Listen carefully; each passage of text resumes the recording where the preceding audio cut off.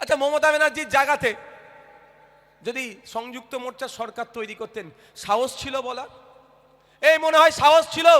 আমি আপনাদের কথা দিয়ে যাচ্ছি, সামনে 2026 আসছে, এই ধরনের ধর্মনিরপেক্ষ একটা সরকার দিয়ে করে দেখান, 5 বছরের সময় দেন, আমি আপনাদের কথা দিচ্ছি, এই ধরনের সাম্প্রদায়িক কথাবার্তা যে বলবে, জেলের বাইরে তার ডাকাত দেখতে পাবেন না আপনারা। তবে একটা কথা বলে যাচ্ছি, শুধু কোরআন শরীফকে অবমাননা করেছে বলে নওশাদ সিদ্দিকের কথা বলছে নয়, আমি আপনাদের কথা দিয়ে যাচ্ছি, আমার নজরে যদি কোনো সময় গীতাকে কেউ অপমান করে, বাইবেলকে কেউ অপমান করে, দেবদেবীকে কেউ অপমান করে, আল্লাহ রসুলকে যদি কেউ অপমান করে, হিন্দু ধর্মকে নিয়ে যদি কেউ কুৎসিত মন্তব্য করে, মুসলিম ধর্মকে নিয়ে যদি কেউ কুৎসিত মন্তব্য করে, যে কোনো ধর্মকে নিয়ে যদি কেউ কুৎসিত মন্তব্য করে, আপনাদের এখানে আমি কথা দিয়ে যাচ্ছি, আমি তার বিরুদ্ধে লড়াই সংগ্রাম জারি রাখবো গণতান্ত্রিক প্রক্রিয়ায়, এবং তাদের প্রত্যেকের বিরুদ্ধে আমি আইনি লড়াই করব, একটাকেও ছাড় দেব না। অনেক হয়েছে। ধর্ম নিয়ে আপনি সমালোচনা করতে পারেন, আপনার অধিকার আছে, সমালোচনা করার অধিকার আপনার আছে, কিন্তু আপনি সমালোচনার নামে বিদ্বেষ তৈরি করবেন, হিংসা তৈরি করবেন, অশান্তির আগুন লাগাবেন, এটা আমি মেনে নেব না। আইনি লড়াই চলবে। আচ্ছা, এখন পর্যন্ত তৃণমূলের কোনো নেতা কথা বলেছে? হ্যাঁ, এই অন্যায় কথা বলেছে তো ওই লোক, ওর বিরুদ্ধে সেই বিজেপির দালালটা কি মামলা করতে হলো না? সেই বিজেপির দালালটাই তো এফআইআর অভিযোগ করলো। আর এটাও বলে রাখছি, ওরা কিছু করবে না। যাকে ওরা বিজেপির দালাল বলে, ওই বিজেপির বিধায়কের বিরুদ্ধে আগামী দিনে আমি কোর্টে যাব, মিলিয়ে নেবেন। তাপস বাবুরা কোর্টে যাবে, এটা মিলিয়ে নেবেন। কি তাপস বাবু বলেছেন তো, ওদের দেখতে পাবেন না, খাম চিহ্ন কোর্টে যাবে, দেখে নেবেন, মিলিয়ে নেবেন আপনারা। এবং এটাও বলে যাচ্ছি, অন্য কোনো ধর্ম নিয়ে যদি কথা বলেন, সেটাও ছেড়ে কথা বলবো না। আমি একটা জিনিস সতর্ক করতে চাই, দেখছিলাম অসীম সরকার বাবুর ফোন নাম্বার ফেসবুকে দিয়ে দিয়েছে অনেকে, বড় বড় যোদ্ধা, সমালোচনা তো করা যাবে না, অনেক বড় বড় মুফতি উকিল ব্যারিস্টার অনেক আছে, ফোন নাম্বার দিয়েছে। আমি বলবো এদের ফাঁদে পড়বেন না, এদের ফাঁদে পড়বেন না। উত্তেজনাবশত রাগে ফোন তুলে 4টে কথা বলে দিলেন, কি বললেন সেটা বাদ দিয়ে উনি 4টে এক্সট্রা কথা লিখে দেবে, থানায় অভিযোগ করে দেবে, আপনাকে কিন্তু পুলিশ দেখবেন তুলে নিয়ে চলে যাবে। ও মিথ্যা, ও কোরআন শরীফকে অবমাননা করেছে, ওর বিরুদ্ধে মামলা হতে অনেক দেরি লাগবে, কিন্তু আপনি ফোন করেছেন, আপনার বিরুদ্ধে ব্যবস্থা গ্রহণ হয়ে যাবে। ও একা ভুল করেছে, অন্য কোনো মতুয়া কি এই ভুলটা করেছে ভাই? এই আওয়াজ দিয়ে বলুন, কোনো নমশূদ্র ভাই এইটা ভুলটা করেছে? কোনো হিন্দু ভাই ভুলটা করেছে? ভুলটা করেছে অসীম সরকার। আমাদের লড়াই সংগ্রাম গণতান্ত্রিক প্রক্রিয়ায় অসীম সরকারের বিরুদ্ধে থাকবে। তবে অনুরোধ করছি আমি এটাই, ওই নাম্বার দিয়েছে বলে হুট করে ফোন করে যেন কোনো ভালো কথাই আর খারাপ কথাই কিচ্ছু বলার দরকার নেই। আপনার গায়ে জ্বালা ধরেছে, আমার গায়ে জ্বালা ধরেছে, আমি কি করব? থানায় গিয়ে অভিযোগ করব। থানা অভিযোগ নেওয়ার পরে যদি এফআইআর না করে 156 সাবক্লাস 3 দিয়ে কোর্ট থেকে এফআইআর করব। যারা যারা অভিযোগ করেছেন, আমার ভিডিওটা যদি দেখতে চান, তারা আমার সাথে যোগাযোগ করতে পারেন। অভিযোগ করে 1টা সপ্তাহ অপেক্ষা করুন এবং থানাকে রিমাইন্ডার দিন যে আমাকে এফআইআর কপি দেওয়া হোক। যদি এফআইআর কপি না দেয়, তাহলে আমার সাথে যোগাযোগ করুন।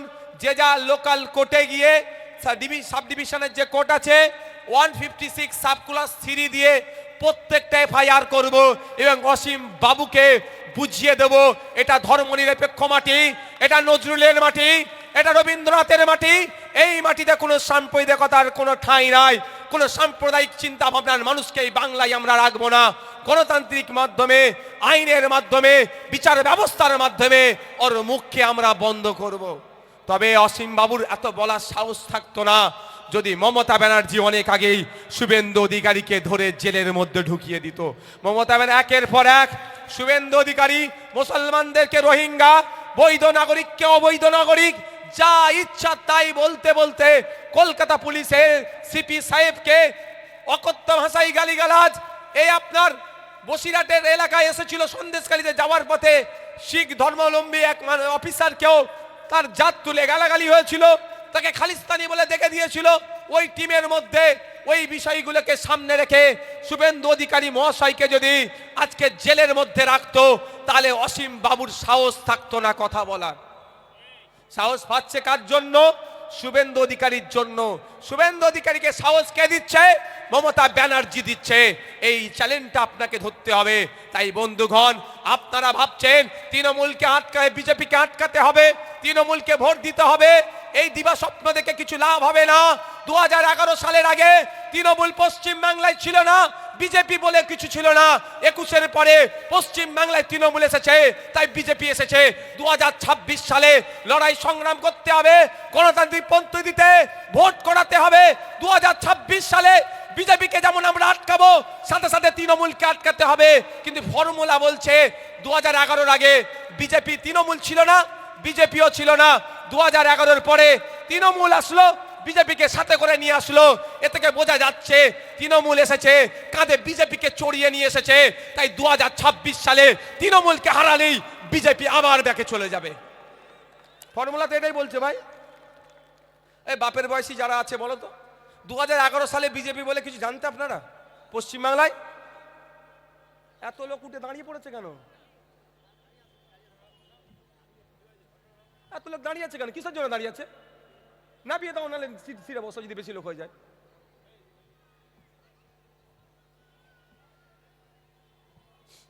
দু 2011 সালের আগে তৃণমূল ছিল না, বিজেপিরও নামগন্ধ ছিল না। 11 সালের পরে তৃণমূল আসলো, বিজেপির বারব্রান্ত বাড়লো। তো 2026 সালে যদি আমরা তৃণমূলকে আটকাতে পারি, বিজেপির মানুষ লিক হয়ে যাবে। তাই 2026-এ আমাদের শপথ নিতে হবে, বিজেমূলকে আমরা হারাবো। কাকে? বিজেমূলকে আমরা হারাবো, এই শপথ আমাদের নিতে হবে। বন্ধুগণ, আমাদের সাথে রাজনৈতিকভাবে যুক্তি তর্কে বিজেপি তৃণমূল পেরে উঠতে পারছে না। বিজেপি তো আমাদের ধারে কাছে ঘেঁষতে পারছে না, ভয়ে ধারে কাছে ঘেঁষছে না, সাইড দিয়ে পালাচ্ছে। আর তৃণমূল একটু ফাউল করার চেষ্টা করছে, রেফারিকে দিয়ে অফসাইডে গোল করার চেষ্টা করছে। সেই রাস্তাটাও বন্ধ করতে হবে, রেফারিকে নিরপেক্ষ থাকতে হবে। না হলে প্রয়োজনে রেফারিকে আমরা লাল কার্ড দেখিয়ে রেফারিকে মাঠ থেকে তুলে দেবো। গণতান্ত্রিক প্রক্রিয়াতে এটা করতে হবে। একটা অভিযোগ আমাদের কাছে দিচ্ছে, কি বলুন তো অভিযোগটা? যে আইএসএফ নাকি ভোট কেটে বিজেপিকে নিয়ে আসবে। এটা বলছে তো, বিজেপির কাছ থেকে টাকা নিয়ে আইএসএফ ভোট কেটে বিজেপিকে নিয়ে আসবে। কারো ক্ষমতা হয়নি এখনো প্রমাণ করার। এক নোটোরিয়াস ক্রিমিনাল বলেছিল 30 কোটি টাকা নাকি আমি নিয়েছি। সেই নোটোরিয়াস ক্রিমিনালের বিরুদ্ধে কালকে তাকে কোর্টে যেতে হবে, 29 ডিসেম্বর। আজকে 29 ডিসেম্বর, হ্যাঁ? তাহলে উকিলকে জিজ্ঞাসা করতে হবে, খোঁজ নিয়ে দেখুন না উকিল কোর্টে পৌঁছেছে, নাহলে তার উকিলকে দান করিয়েছে। তাহলে জবাব আমি চাইছি, এটা বলে যাচ্ছি শুধু ওই নোটোরিয়াস ক্রিমিনাল নয়, আমিও তো অপেক্ষায় আছি। মমতা ব্যানার্জি ঘুরিয়ে ফিরিয়ে অনেক কথা বলে, একটা দল বেরিয়েছে বিজেপির সুবিধা হ্যান ত্যান বলে। আমি শুধু অপেক্ষা করছি দলের নাম বলুক আর কত টাকা নিয়েছে বলুক, মমতা ব্যানার্জিকেও টেনে আমি কোর্টে নিয়ে যাব, এটা বলে যাচ্ছে আমি। কারণ বুক বাজিয়ে বলার ক্ষমতা আছে। আপনারা জানেন আমাকে যখন 42 দিন জেলে আটকে ছিল, ওই সব থেকে বড় ওয়াকাফ চোরটার নাম কি গো? বড় ওয়াকাফ চোরটার নাম কি গো? ফিরহাদ হাকিম। সব থেকে বড় ওয়াকাফ চোরের নাম ফিরহাদ হাকিম। ওই ওয়াকাফ চোরটা প্রেস কনফারেন্স করে কি বলেছিল? আমার মোবাইলে নাকি হ্যান ত্যান গোষ্ঠীর ঠ্যাং বেরিয়েছে, আমি নাকি কোথা থেকে এসে এর টাকা নিয়েছি। কি হালুয়া নাকি, ওই হালুয়া হাওলার টাকা নিয়েছি বলে অনেক কিছু করে দিয়েছিল। কিছু করতে পেরেছে আমার এই পশম দেখাতে পেরেছে? আমি নেইনি ভাই, কি প্রমাণ করাবে তুমি? তো ওই ওয়াকাফ চোরটাকেও বলেছি আমি, ওই ওয়াকাফ চোরটাও কেউ বলছি, কারণ এখানের মিডিয়ার মাধ্যমে ওয়াকাফ চোরের কাছে আমি পৌঁছে দিতে চাই যে আসো 2026 একটা এগ্রিমেন্ট হবে, একটা লেখাপড়া হবে। একদিকে আব্বাস সিদ্দিকী সই করবে, আইএসএফ এর প্রতিষ্ঠাতা, অপরদিকে তৃণমূলের প্রতিষ্ঠাতা মমতা ব্যানার্জি সই করবে।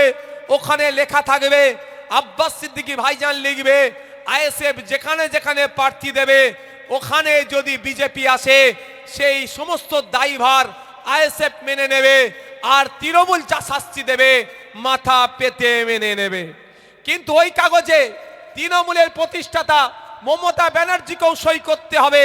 মমতা ব্যানার্জি লিখবে 2026 সালে তৃণমূল যেখানে যেখানে প্রার্থী দেবে ওখানে ভোট কেটে যদি বিজেপি আসে, সমস্ত দায়ভার তৃণমূলকে নিতে হবে, আর যা শাস্তি আইএসএফ দেবে সব তৃণমূলকে মেনে নিতে হবে।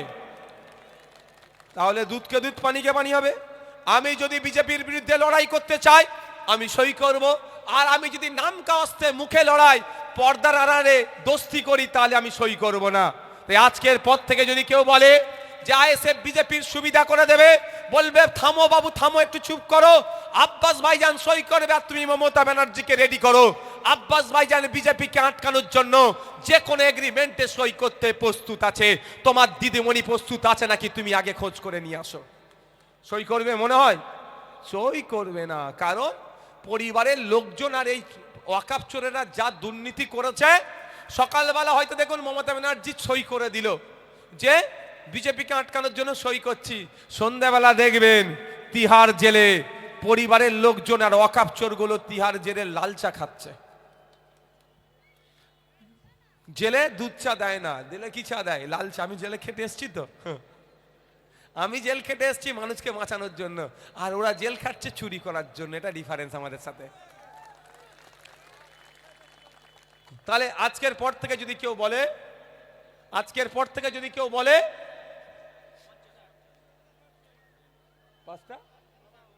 আচ্ছা, আজকের পর থেকে যদি কেউ বলে আইএসএফ ভোট কেটে বিজেপির সুবিধা করবে, তখন একটা কথাই বলবেন, তৃণমূল সুবিধা করবে কি করবে না? বলে না করবে না, তাহলে এগ্রিমেন্টে আসো।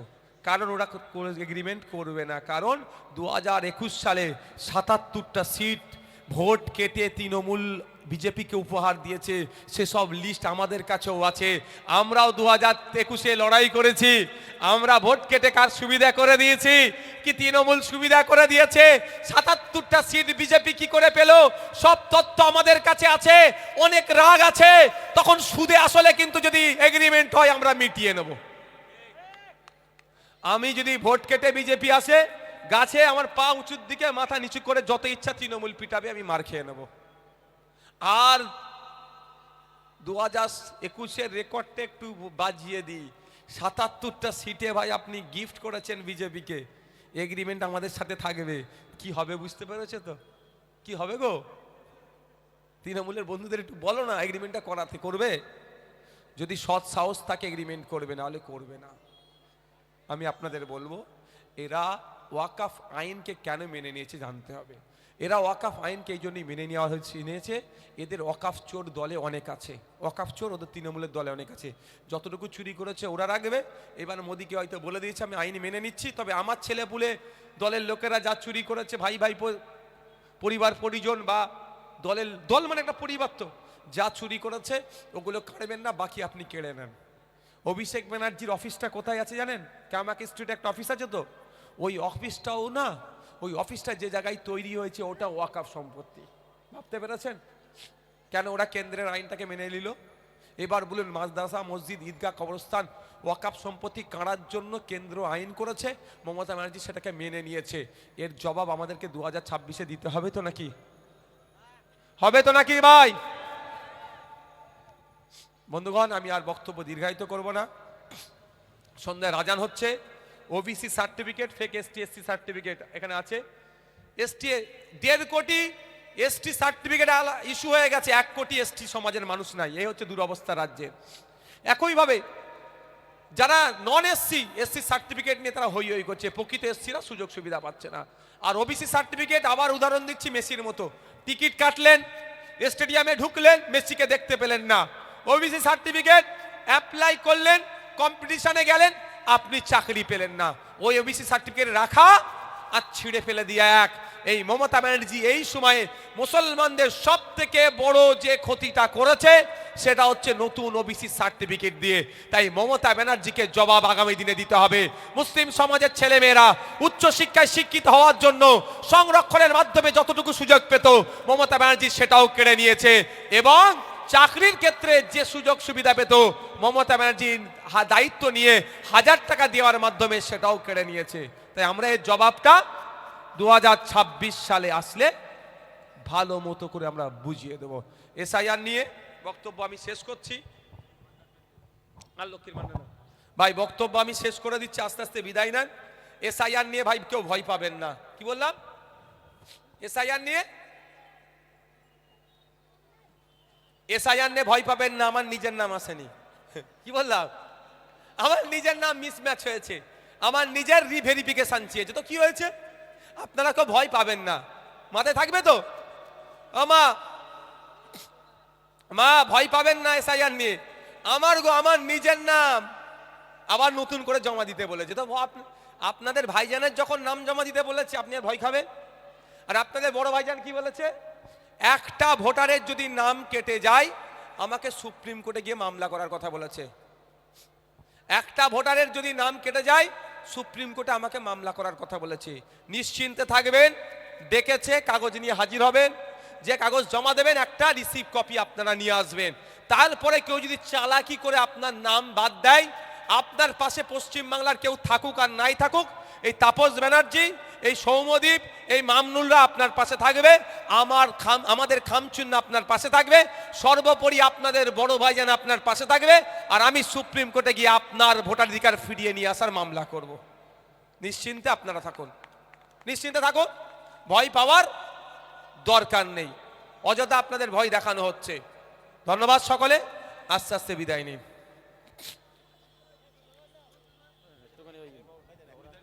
ঠিক আছে, আগে 16 ঘন্টা দিয়ে দাও।